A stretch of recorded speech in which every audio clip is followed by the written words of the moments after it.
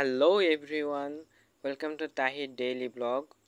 দীর্ঘদিন বাড়িতে থাকার পরে আজ আমি মেসে আবার ফিরে যাব। তাই আমি সহ আমার ব্যাগপত্র বাসে উঠে পড়েছে এবং আমরা রওনা দিয়ে দিয়েছি।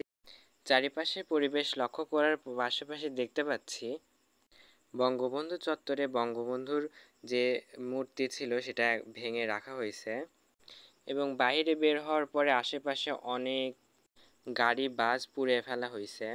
আসলে আমি যেহেতু গ্রামের সাইডে থাকি এবং আমার বাসাটা একটু গ্রামের দিকে, এর জন্য আমাদের ওইদিকে এরকম অত কিছু হয়নি।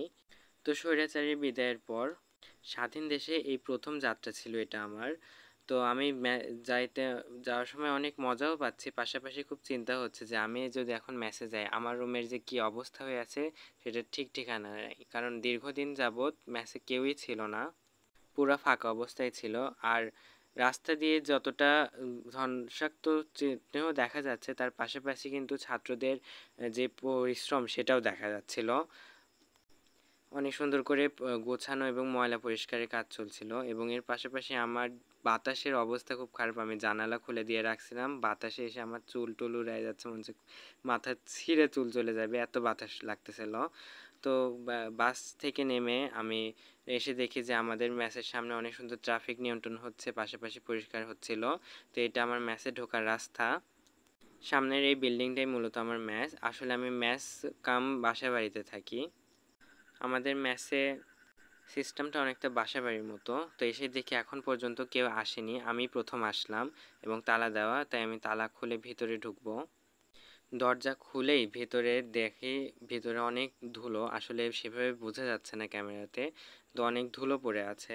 ঢুকে বুঝতে পারতেছি না আসলে এই ধুলাগুলা কোথা থেকে আসলো, কারণ চারিদিকে বন্ধ ছিল এবং ধুলা ঢোকার কোনো পথও ছিল না। তো এটা হচ্ছে আমার রুমের ডাইনিং স্পেস। ডাইনিংয়ের মধ্যে একটা সুন্দর বেসিং আছে, পাশে রান্নাঘর এটা আমাদের, এবং এর পাশে আমরা একটা ফ্রিজের ব্যবস্থা করছি। আর এটা হচ্ছে আমার রুম। এবার আমি ঢুকে দেখবো আসলে আমার রুমের ভেতরে অবস্থাটা কেমন।